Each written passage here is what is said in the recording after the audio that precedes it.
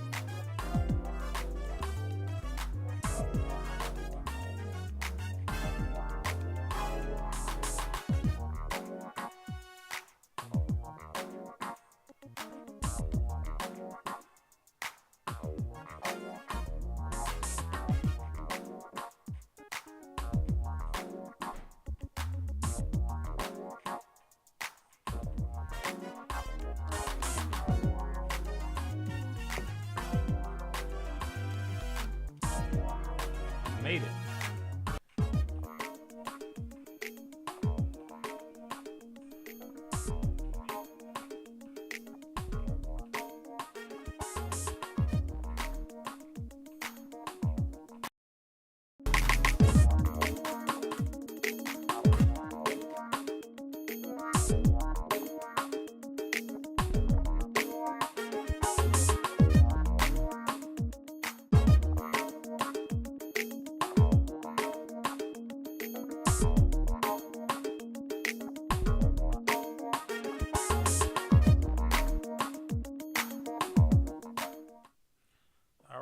All right. Here we go.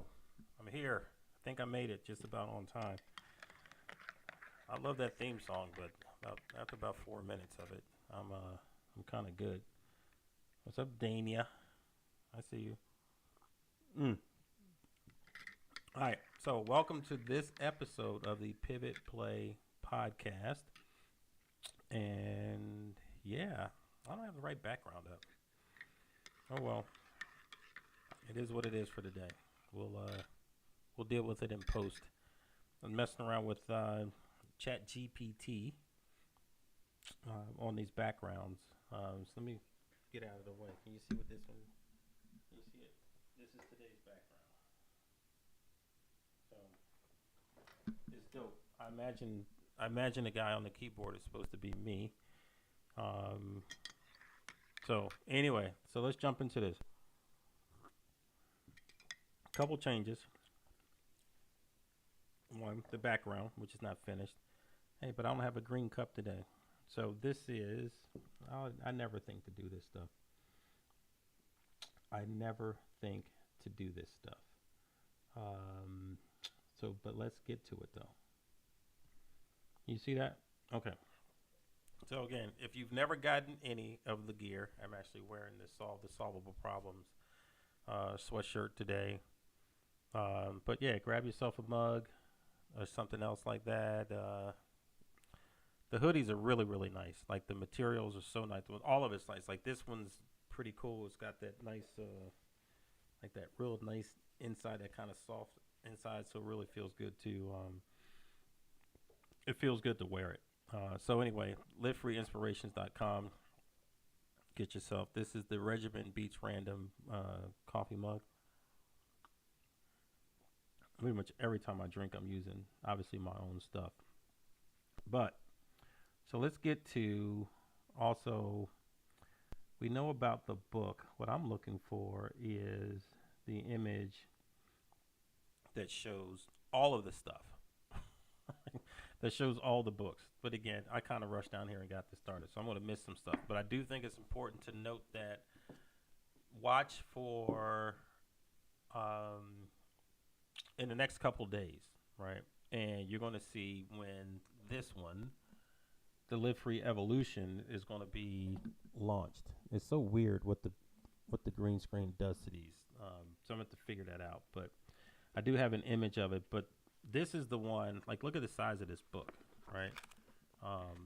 Yeah, there's a lot going on here. So I'm going to come on one time just to talk about this book and why, especially if you like to write, journal, doodle, like, you're going to love this book. But as far as journal style books go, this might be one of the most unique ones ever created.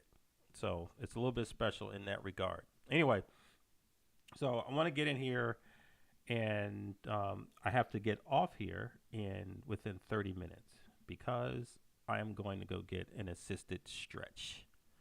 So if you don't know what that is, it's essentially where somebody else is doing kind of the manipulations on your body and whatnot. It's really healthy. As you get older, it may be something you may want to look into unless you have a regimen that keeps you flexible. But as we get older, flexibility is a big deal. We're headed into the spring. Golf is coming. It's a lot on my body. So this is the sort of thing. I'd like to think that LeBron does things like this, right? I'm sure he has someone who stretches him on a regular basis. So, you know, I'm on my LeBron stuff, I guess. If you don't want to hear that if you hate him.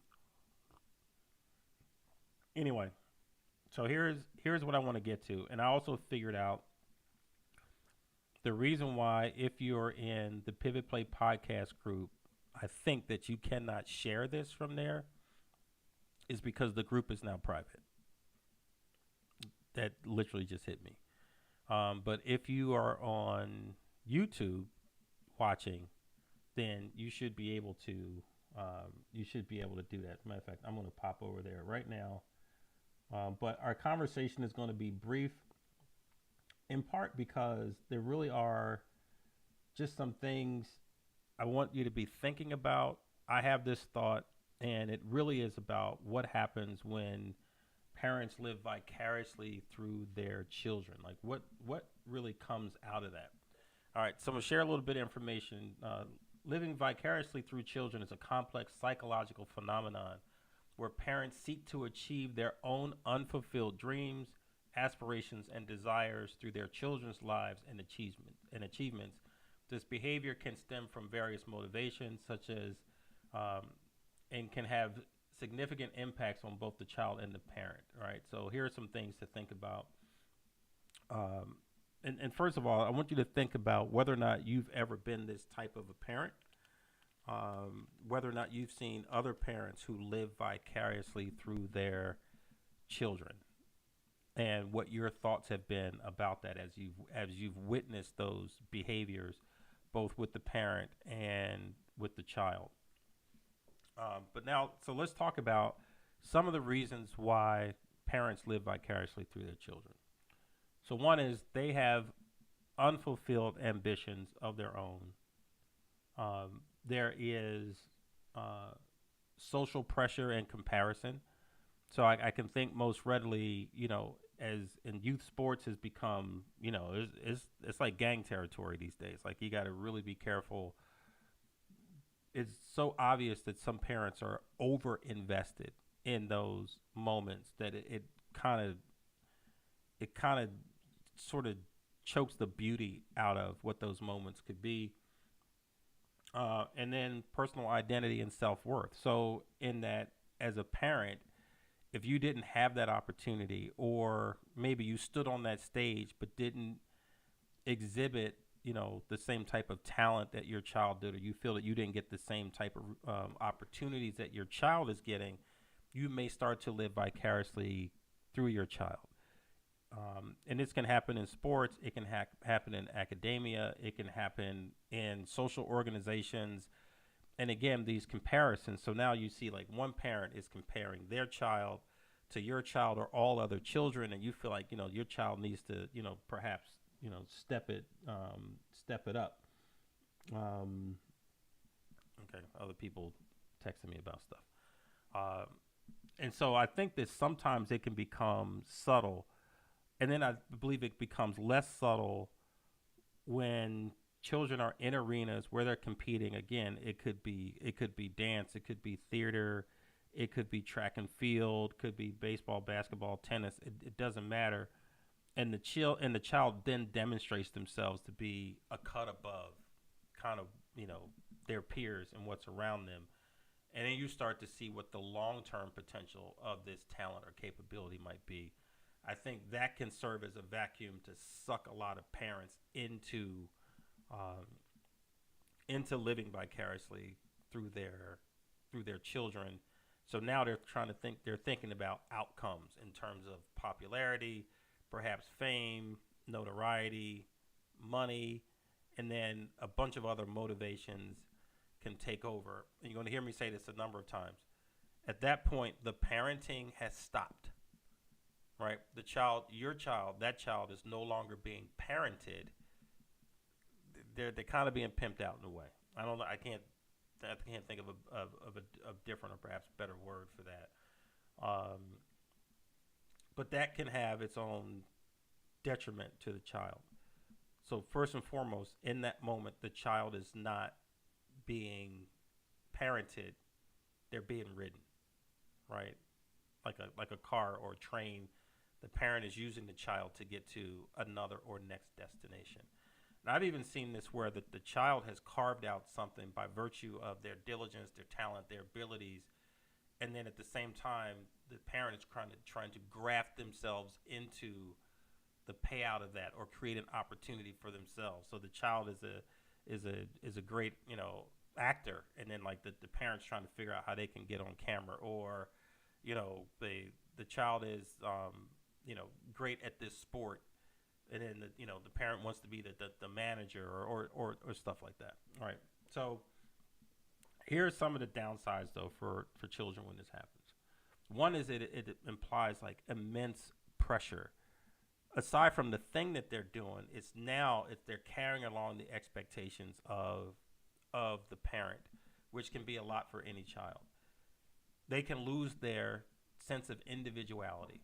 right? And if you have moments that attack a child's identity, then I think in particular that child can be at risk for any number of things, because this could be happening when a lot of kids are sort of going through puberty or whatever at a point where, you, you know what I mean, at a point where their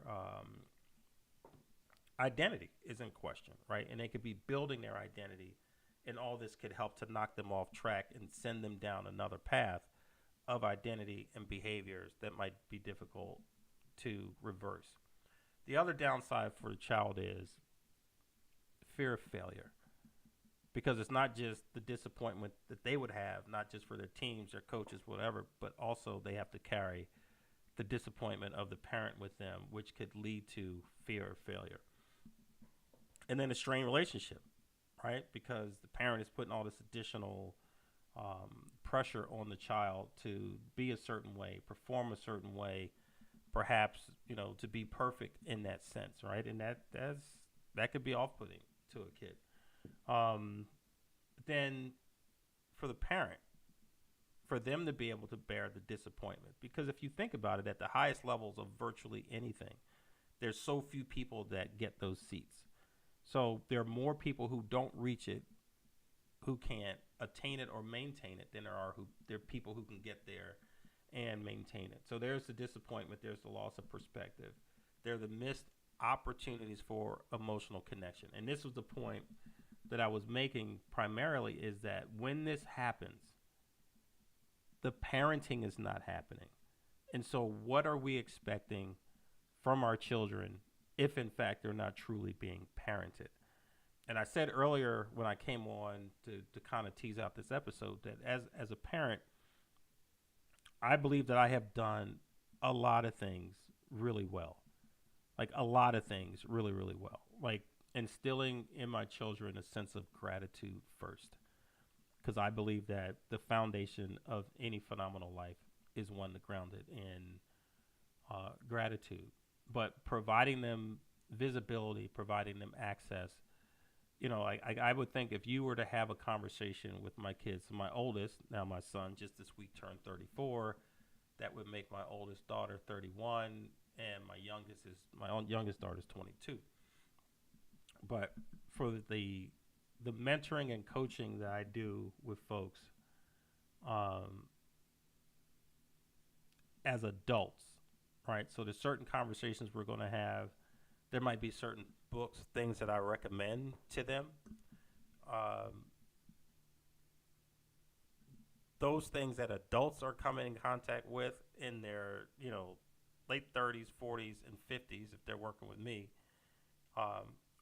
that's the material my children have been exposed to their entire lives.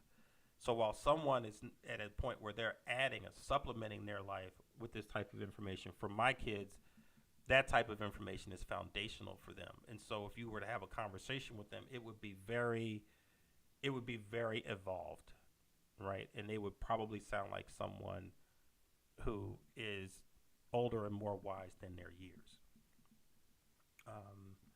I think in terms of discipline, but let me just say this. I've not done everything correctly or well as a parent. And I can own up to that, right? It's not a fun thing to own up to, but it is the reality. And I can see some of those impacts. Like they're in some respects really, really hard on my kids. So their margin of error was trying to get this so you can see it right. Like the margin of error for my kids was very narrow in some regards. And it's not until, not that long ago that I realized that those behaviors come from the reverberations, the ripples of my own childhood, where I saw stability and success as such vicarious things, right? Unstable things. And so I never wanted my children to do anything that would jeopardize stability in their own lives, their ability to succeed, their ability to go on to the next thing. And so if I saw behaviors that look like that, I'm knocking that stuff down right away.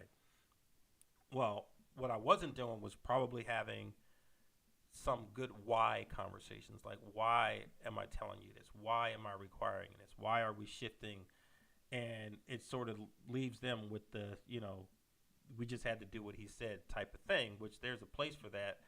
But I think if you have or want to have, evolved, capable children who can think for themselves, like, you have to have some of these conversations with them. And it was, for me, the judgment was very, very swift. Like, I just did not, I didn't play around on certain stuff. And there are some things I thought about, like, my son got in trouble in school. I'm not going to say what he did. I don't even know if I remember what he did. But at that time, he was taking karate. So he had to be in elementary school. But for me, I kind of looked like I'm legally required to feed you, clothe you, and educate you. Right? I house you. Like, those are the requirements. Anything else is extra. And this is where I know I'm different as a parent.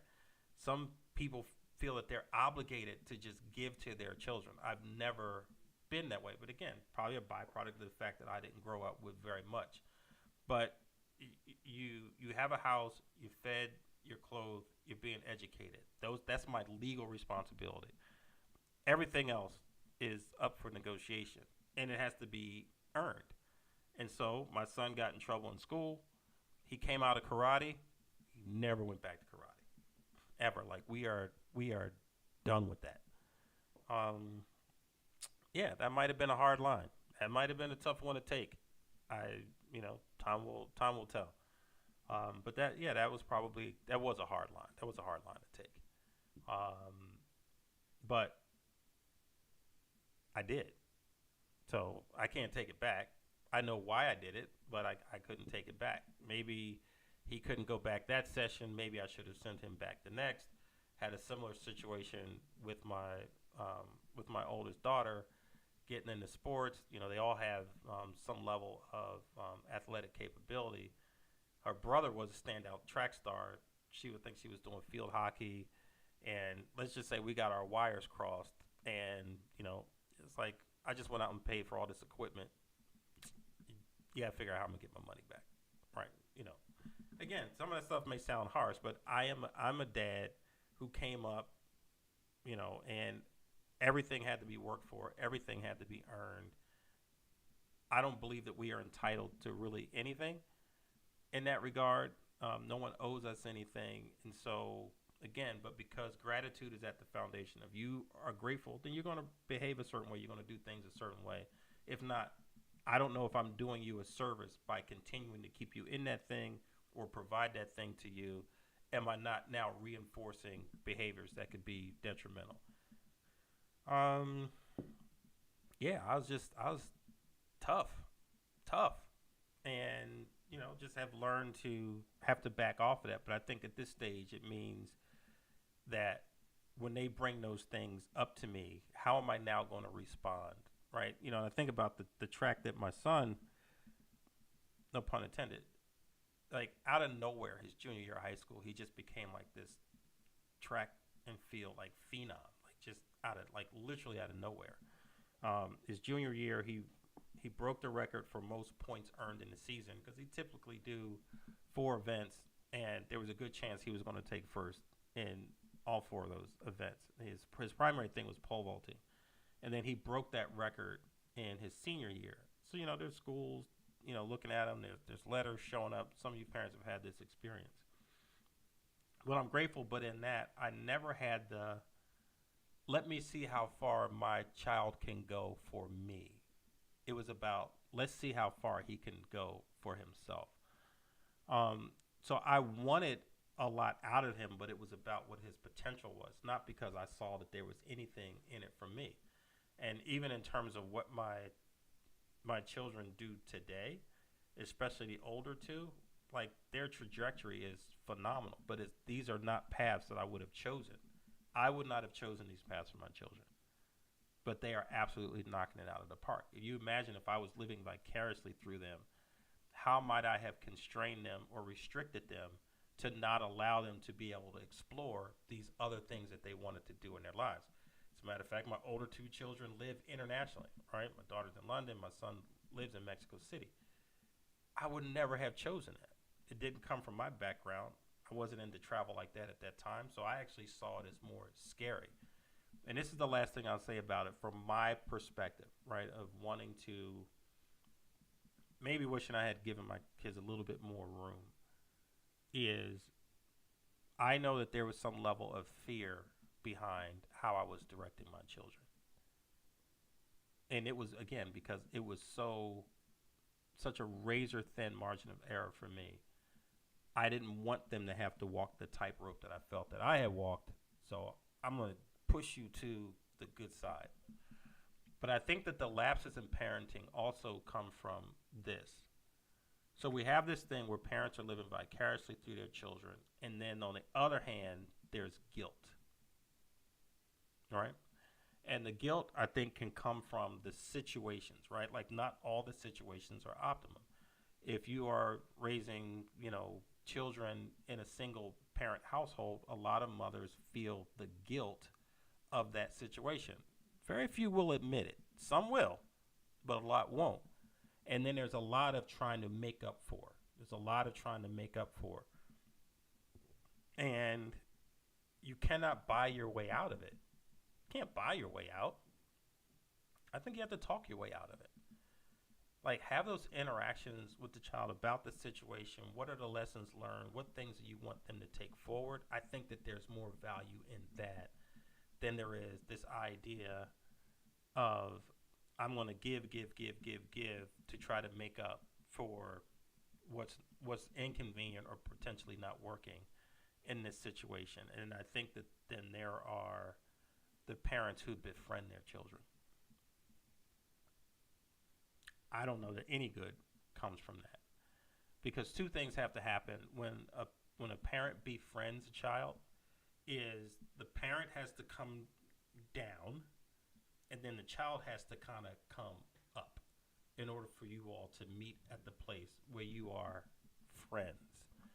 And I'm talking about primarily before children are fully emancipated. And by fully emancipated, I mean where they are in a situation where they are 100% responsible for themselves. This whole idea of wanting to befriend your children, they're still living in your house, they're paying their car notes, you're paying their tuition, you're buying their clothes, all that sort of stuff. They're not fully emancipated, and you're trying to be their friend. I think that is a huge mistake. But that's my opinion. See it the way you want. But in order for you as a parent to befriend your child, you have to come down, and then they have to come up. I don't see how that could possibly work. So whether you're living vicariously through a child, you're trying to befriend a child, or you're operating out of guilt with your child, while those dynamics are going on, what you are not doing is parenting. You're not parenting. You're not parenting.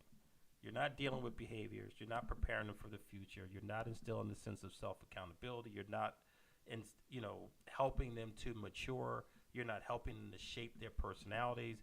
You're not helping them to understand what their abilities and capabilities are, and helping them to begin the responsibility of designing a life.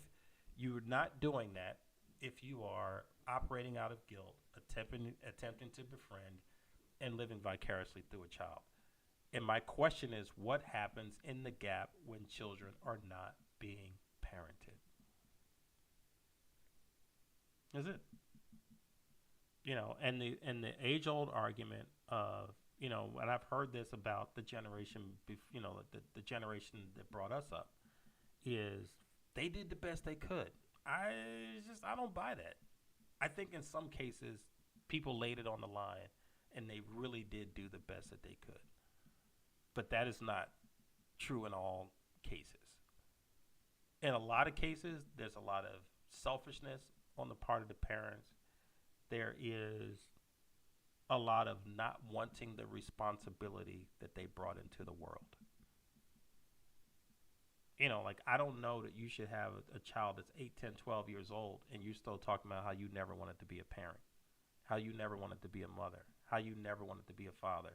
If you're doing that, are you really able to say that you did the best that you could? You might have done the best you were willing to do, but I've seen the selfishness of a lot of parents. But when you're doing that, who is parenting the child? And the next generation is coming up behind us, whether we want them to or not, and we will fade off the scene. and they're going to have all this to run. But what will society become, right? Because what we have seen over the last few decades is this watering down of the public product. Tain't as good as it used to be. And I don't know what's going to help make it better. And what's different about this generation that's coming up behind us, they seem to have a much greater sense of entitlement. Entitlement and accountability don't go well together. Entitlement and responsibility don't go well together. Entitlement and community and selflessness do not go well together. But they learned it from this generation of parents. That's it. And so I think that there is a place for how do we find the balance as parents? Because we are sending out into the world the next generation. And I've encouraged my children, do everything you can to take advantage of all the opportunity you've been given to set yourself apart, to set yourself ahead. So are you going to lead the next generation, or are you going to be dragged along by it? If I had to choose for my kids, I want them to be in the leadership position. I don't want them dragged along by the whims of the next set of potential leaders of society who are not, never were, and will never be ready for the responsibility, the seats they sit in. We can see this in government today. How many of these people do you trust? How many of these people would you go to for advice? Damn near none. And they're making the decisions that are affecting your life today. That's what I'm talking about. All right, I'm jumping off. If you don't have Principles of the Live Free Lifestyle, you need to get the book. Get the book. And then there is the workbook as well. See if I can find it. There is the workbook. Actually, I'm pretty encouraged. There's a new group who's actually doing the book and the workbook. I won't say who they are, but it's an entire leadership team that's going through the material. I think that's pretty dope. I had an opportunity to be on with them when they were kind of first getting their books passed out to them, and spoke with them. And I'll get the opportunity to meet with them again after they finished going through the material, seeing what they learned and all that wonderful stuff. So I think that is pretty dope. But when this Live Free Evolution thing hits, this is going to be something. This is going to be something special. This is something special. I'm holding it right here. It physically exists. I don't know. So let's do this, and I'm going to go. I'm just going to open it up to a page, and I'm just going to read the message and the quote. This is the power of quiet contemplation. Quiet contemplation is a peaceful introspection. It's a time to delve into our thoughts and feelings, gaining deeper insights and a clearer understanding of our life's paths. Right? That's the message of the day. The quote for the day is, contemplation is the silent conversation with the self. It's pretty cool. And then you get the rest of that page. You can't really see it with these lights, but you get the rest of the page, to kind of write whatever it is that you want to write. Inspired action, points of gratitude, answers to previously unknown things. Let me do one more, because I really just enjoy going through this book in this way. How